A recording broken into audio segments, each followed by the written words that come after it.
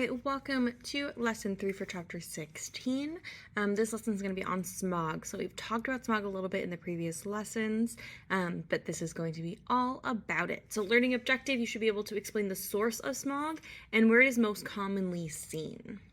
So just a few success criteria here. By the end of this lesson, you should be able to describe how photochemical smog is formed and how it affects humans, and describe how climate and geography contribute to photochemical smog. We typically just call it smog, but technically the whole term photochemical. So photochemical smog forms from the interaction of nitrogen dioxide, nitrogen monoxide, and volatile organic compounds with sunlight in a warm environment. So our nitrogen oxides and VOCs, warm environment and some sun, we've got smog. Photochemical smog is a mixture of pollutants. And so it involves the production of secondary air pollutants. Secondary air pollutants are those that are created in the air from pre-existing pollutants. Remember, primary air pollutants are ones that, in whatever form they were released in, so like when we're burning something, that's smoke, that is a primary pollutant. But because photochemical smog is formed from nitrogen dioxide, nitrogen monoxide, and VOCs reacting with sunlight, or because of sunlight, then we're creating secondary air pollutants because there's chemical reactions happening after the initial pollution. So the products of photochemical smog are ozone, peroxycyl nitrates, or PAN, and then aldehydes. The two most destructive components, so the ones we're the most concerned about, are ozone and then those peroxycyl nitrates, or PANs. We've talked about ozone a little bit. We have not talked about PANs yet. So ozone and those peroxycyl nitrates are excellent oxidizing agents that react readily with many other compounds, including those found in living things, causing destructive changes. So because they just want to react with everything, they end up reacting with things in our body that we don't want. So ozone, it's O3, is a molecule of 3 oxygen atoms all bonded together. We've talked about ozone occurs in 2 places. Up in the stratosphere, we love it. It's great. It's like sunscreen for the earth. Ground level, so down in the troposphere where we are living, it's considered a serious pollutant. So again, upper atmosphere, we love it. It screens out ultraviolet light.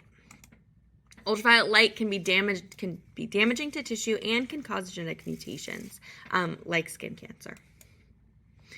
So this is what smog looks like. Let's talk about how it forms. So for photochemical smog to develop, there's several ingredients required. So all of these things have to be present. We need nitrogen monoxide and nitrogen dioxide, and then VOCs. So remember, these are released from cars running, from volatile compounds.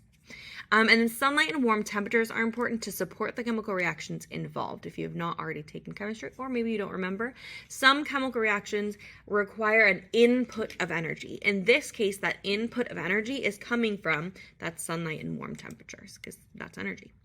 In most urban areas, nitrogen monoxide, nitrogen dioxide, and VOCs are present as byproducts of the burning of fuel in vehicles and industrial processes. So it's really common in high concentrations in cities because there's a lot more cars, a lot more industrial processes going on. So you can pause and take a gander.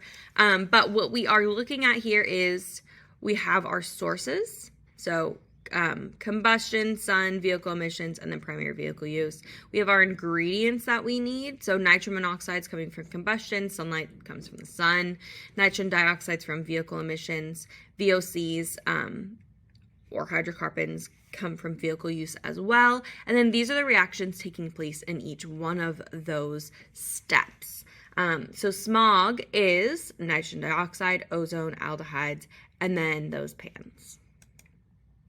See a daily change in pollutants during a photochemical smog incident.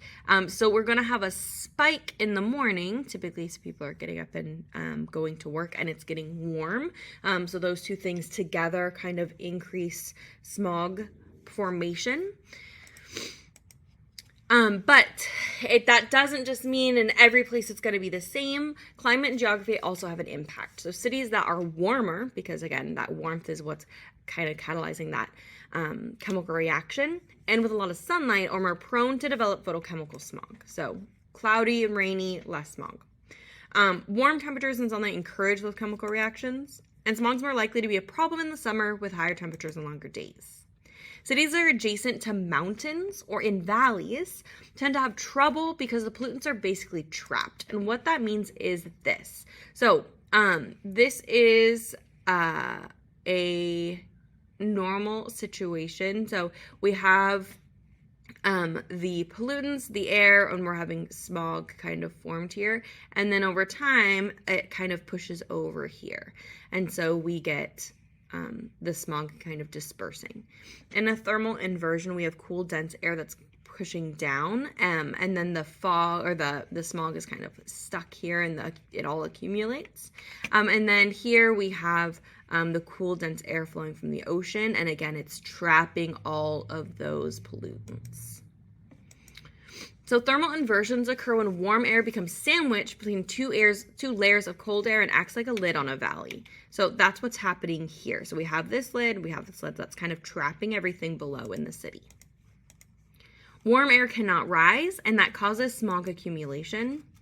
And then ozone is going to be produced, and it's necessary to reduce the levels of VOCs and NO2 to decrease the production of ozone.